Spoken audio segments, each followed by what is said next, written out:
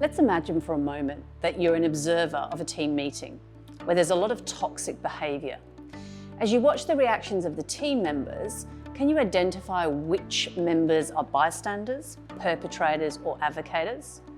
People will generally fall into one of these three categories, and it's helpful to understand these when you want to be an inclusive leader. Let's look at these in more detail so that you can identify them. A bystander is someone who sits back and observes unacceptable behaviours that are not in line with the organisation's values and does nothing about it. Bystanders are either afraid to get involved or they're not concerned enough to speak out. For some people, it's uncomfortable to speak out about inappropriate behaviour. Bystanders often find it easier to ignore the situation or pretend that they didn't see it in the first place.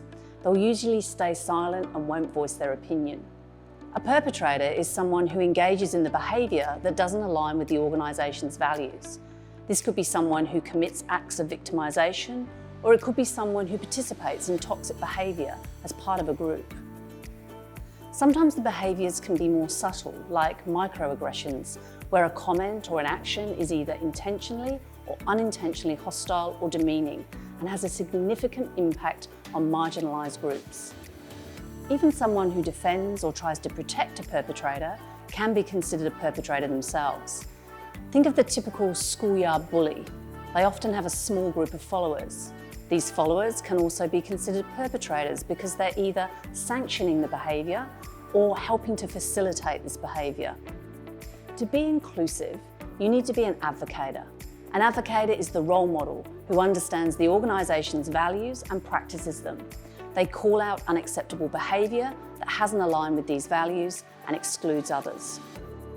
An advocator will speak up in the moment and follow up on issues to make sure this kind of behaviour is stamped out. An advocator is not afraid to challenge the status quo and will hold people accountable.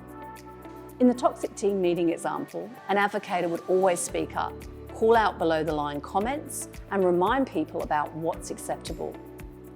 It means giving everyone the right to voice their point of view. For instance, it could mean challenging perpetrators to think about or stop what they're saying, and alerting bystanders to the need to speak up. Only when a leader steps into this advocator role can they build an inclusive team and make a real difference to people's sense of belonging in the workplace.